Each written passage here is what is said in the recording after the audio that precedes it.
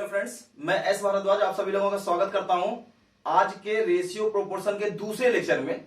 पहला लेक्चर हमारा कंप्लीट हो चुका है जिसमें हमने रेशियो के बेसिक्स को देखा था।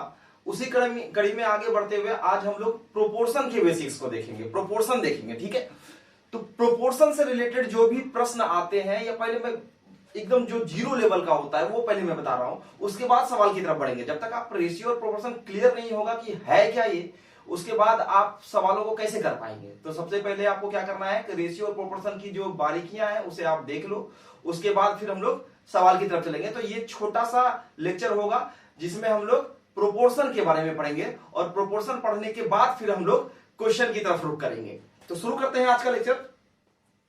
देखिए कि अनुपात के बारे में जब हम लोग पढ़ रहे थे कल, तो आपको बताया था कि ए अनुपात बी का मतलब क्या होता है कि जिस चीज का हिस्सा ए रहेगा उसी चीज का हिस्सा बी रहेगा। ठीक है, अब हम क्या कर रहे हैं कि यहां बात हो रहा है समानुपात। प्रोपोर्शन का मतलब होता है समान अनुपात, समान अनुपात। प्रोपोर्शन का मतलब क्या होता है?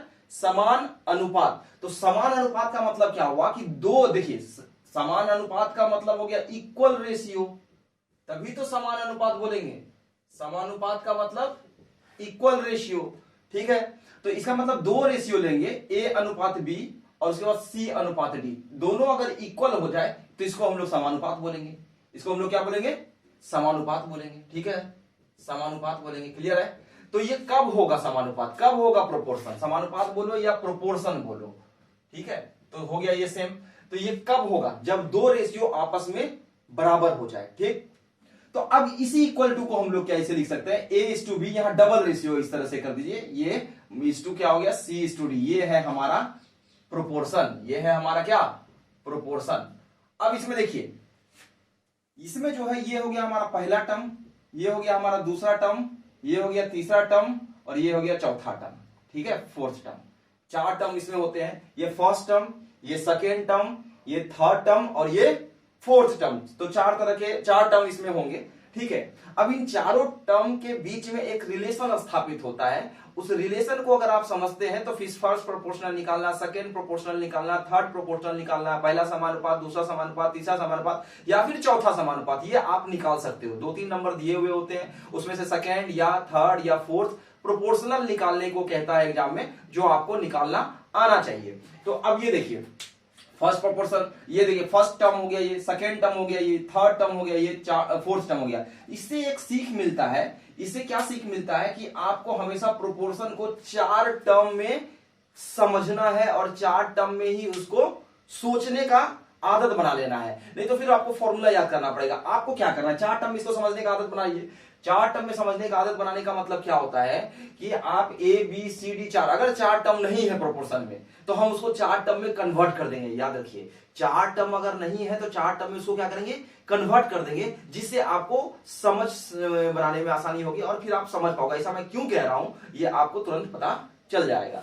देखिए ये हमारा है फर्स्ट टर्म सेकंड टर्म। अगर आप इक्वल रेशियो की बात करते हैं, इक्वल रेशियो है ना, तो इक्वल रेशियो का क्या मतलब होता है? इक्वल रेशियो का मतलब होता है कि दो रेशियो आपस में बराबर हो। तो अब ये देखिए, इसको फ्रैक्शन में कैसे लिखेंगे? ए बटा बी बराबर क्या लिखेंगे? सी बटा डी। समझ में आ रहा है?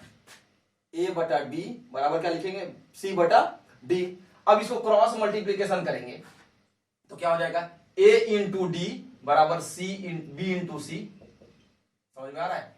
इसका मतलब क्या होगा? ए इंटू डी मतलब क्या? ये जो लास्ट वाला है दोनों, ये इसका मतलब क्या हो गया? Product of extreme, product of extreme मतलब अंतिम दो पदों का गुणनफल। ठीक है, और ये हो गया प्रोडक्ट ऑफ मीन, और मध्य के दो पदों का गुणनफल आपस में बराबर है। बी इंटू सी मतलब मध्य के दो पदों का गुणनफल, product of mean, product of mean, और ये हो गया product of extreme. Extreme, extreme का मतलब क्या हो गया कि अंत के दो पदों का, अंतिम दो पदों का गुणनफल, अंतिम दो पद का गुना जो होगा वो बराबर हो गया मध्य के दो पद का गुना, दो पद का गुणनफल। ठीक है, अंतिम दो पदों का गुना जो होगा वो मध्य के दो पदों के गुना के बराबर होगा। ये कैसे आया आप देख सकते हो कि इसको आप बटा में लिखिए, फ्रैक्शन में लिखिए, फ्रैक्शन में लिखने के बाद इसको क्रॉस मल्टीप्लीकेशन कीजिए। क्रॉस मल्टीप्लीकेशन करने के बाद आपको समझ में आ जाएगा कि किस क्या बात कर रहा हूं और क्या कहने की कोशिश कर रहा हूं। अब ये बात अगर आपको समझ आती है अच्छे तरीके से तो फिर आप सवाल को बहुत आसानी से सॉल्व कर सकते हो, कोई समस्या उसमें नहीं है। देखिए मैं कैसे बता रहा हूं। तो ये हमारा ये देखिए कि प्रोडक्ट ऑफ एक्सट्रीम मतलब अंत के दो पदों का गुणनफल बराबर क्या हो गया, मध्य के दो पदों का गुणनफल होगा। अब इसमें हम लोग आगे चलते हैं। जैसे कि अगर मान लीजिए क्वेश्चन दे दिया जाए, क्वेश्चन नंबर दे दिया जाए 1 पहला कि फाइंड फर्स्ट प्रोपोर्शन, ठीक, फर्स्ट प्रोपोर्शन पहला समानुपात निकालिए ऑफ 6 9, ये क्वेश्चन है 6 9 ए निकालना है। मतलब एबीसीडी में क्या होता है, 4 तो मैंने बता रखा है, ठीक है, एबीसीडी। तो अगर आपको क्या कह रहा है कि फर्स्ट यहां पे ए निकालना है, ए निकालना है तो ए मान लिए। अब देखिए बीच वाला जो टर्म है, हमेशा क्या कीजिएगा कि बीच वाले टर्म को आप 2 बार लिख लीजिएगा, बीच वाले टर्म को मतलब बी को 2 बार लिखना है। तो यहां पे 6 है, ये 6 है, यहां लिख देंगे 9, 4 बन गया। मैंने कहा था ना कि 4 में इसको सोचना है। तो अब प्रोडक्ट ऑफ एक्सट्रीम बाय बराबर क्या हो जाएगा, प्रोडक्ट ऑफ मीन। तो एक्सट्रीम कितना है, a इंटू 9 कितना हो जाएगा, 6 इंटू 6 यानी क्या हो गया। अब देखिए 9a बराबर क्या हो गया 36, 9 चौके 36, a बराबर आ गया 4, पहला प्रोपोर्शन निकल गया। ऐसे इसका फॉर्मूला होता है, तो फॉर्मूला आपको याद रखने की जरूरत नहीं है, क्योंकि फॉर्मूला इसका क्या हो जाएगा, बी स्क्वायर बाय हो जाएगा सी। इसका फॉर्मूला होता है a बराबर बी स्क्वायर बाय सी, तो वो याद करने की जरूरत नहीं है। आप ये समझ लीजिए मैं क्या कह रहा हूं कि प्रोडक्ट ऑफ एक्सट्रीम, तो प्रोडक्ट ऑफ एक्सट्रीम अंतिम दो पदों का गुना बराबर मध्य के दो पदों का गुना, मध्य के दो पदों का गुना हमने यहां पे ले लिया ये वाला, और उसके बाद ए के लिए इसको सॉल्व कर दिया। तो ये पहला समानुपात हो गया। फर्स्ट प्रोपोर्शन निकालने का ये तरीका है, पहला प्रोपोर्शन निकालना है आपको, ठीक है, क्लियर है, पहला समानुपात फर्स्ट प्रोपोर्शन, ठीक है। अब ये देखिए सेकेंड जो क्वेश्चन है, इसी कड़ी में दूसरा क्वेश्चन पे चलते हैं। दूसरा क्वेश्चन, क्वेश्चन नंबर 2, अगर कह दे फाइंड मीन प्रोपोर्शन, तो बी का बात कर रहा है, मीन प्रोपोर्शन ऑफ 24 एंड 6, ठीक है। अगर मान लीजिए मीन प्रोपोर्शन का बात कर रहा है, तो बी का बात कर रहा है, तो मैंने बी को निकालना है तो भी कोई दिक्कत है, फिर भी 2 ही है अभी, तो हमको तो 4 में कन्वर्ट करना है। सोचना किसमें है, 4 में सोचना है। तो आप क्या करेंगे, 24, ये देखिए ये मीन प्रोपोर्शन है तो बी नहीं दिया हुआ, अंत वाला दिया हुआ है, तो 2 बार यहां पे बी को आप लिख दीजिए, कोई दिक्कत नहीं है, रिपीट तो बी को ही करना है, तो 2 बार बी को लिख दिए। तो क्या हो जाएगा, प्रोडक्ट ऑफ एक्सट्रीम बराबर प्रोडक्ट ऑफ मीन। तो ये बताइए बी इंटू बी क्या हो जाएगा, बी स्क्वायर, ठीक, और उसके बाद क्या हो जाएगा एक्सट्रीम 24 इंटू 6, 24 इंटू 6, तो बी बराबर क्या हो जाएगा, और रूट अंडर 24 इंटू 6, 24 इंटू 6 कितना हो जाएगा 144, 144, 144 का क्या हो जाएगा 12। तो ये बताइए बी का वैल्यू कितना आ गया, 12 आया, बी का वैल्यू कितना आया 12 आ गया, क्लियर है। तो इस तरह से आप समझ सकते हो कि क्या करना है, हमेशा 4 में कन्वर्ट करना है, हमेशा क्या करना है 4 में कन्वर्ट करना है। अगर आप 4 में कन्वर्ट नहीं करेंगे तो फिर आपको फॉर्मूला का सहारा लेना पड़ेगा। जरूरत क्या है, जब आपको पता है कि फ्रैक्शन को हम आराम से जो है दो फ्रैक्शन को इक्वल करते हैं तो क्या होगा, क्रॉस मल्टीप्लिकेशन तो कर ही सकते हैं, जैसा कि मैंने आपको बताया। और उसी आधार पे आप क्या करना है, 4 में कन्वर्ट करके, 4 में बदल करके उसको हम लोग क्या निकालेंगे, प्रोपोर्शन निकालेंगे। जो भी बोले, ए बोले, बी बोले, सी बोले या डी बोले, कोई भी बोल दे, तो इस तरह से निकालेंगे, ठीक। तो ये हमारा दूसरा सवाल था, इसको मिटाते हैं। तीसरे सवाल की तरफ रुक करते हैं। थर्ड जो हमारा सवाल है, तीसरा सवाल, क्वेश्चन नंबर 3, ठीक।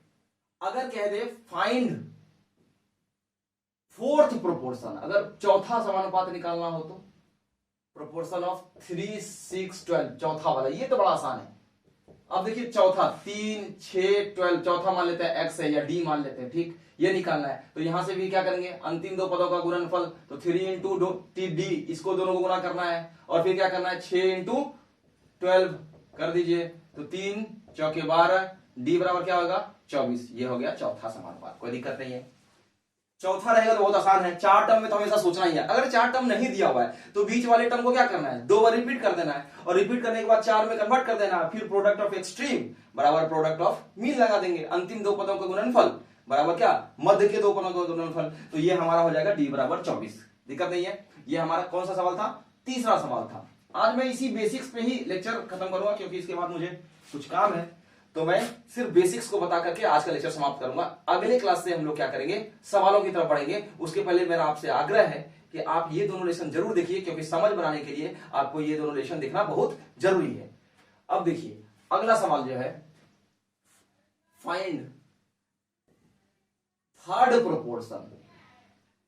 Proportion of 8 12 48। अब देखिए इसमें भी थर्ड प्रोपोर्शन निकालें, यानी सी का बात कर रहा है। 8, 12, सी और 48, यही है थर्ड प्रोपोर्शन। 8, 24 है, ये 8, 24, सी और 48। फिर अंतिम दो पदों का गुणनफल बराबर मध्य के दो पदों का गुणनफल, तो 24 इंटू क्या करेंगे, सी बराबर 48 इंटू 8, ठीक है। तो 24 दूनी 48, तो सी बराबर कितना निकल गया, 16। थर्ड प्रोपोर्शन मैंने फर्स्ट प्रोपोर्शन निकाला, सी का वैल्यू यहाँ पे क्या आ जाएगा, 16।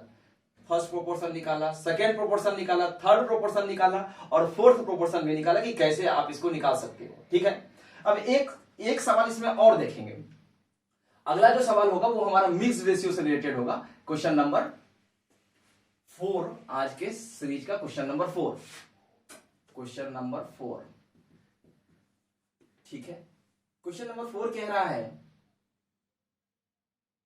4 या 5 है, find mixed ratio. Mixed ratio को ही हम लोग कहीं कहीं कंपाउंड रेशियो भी बोलते हैं, ठीक है।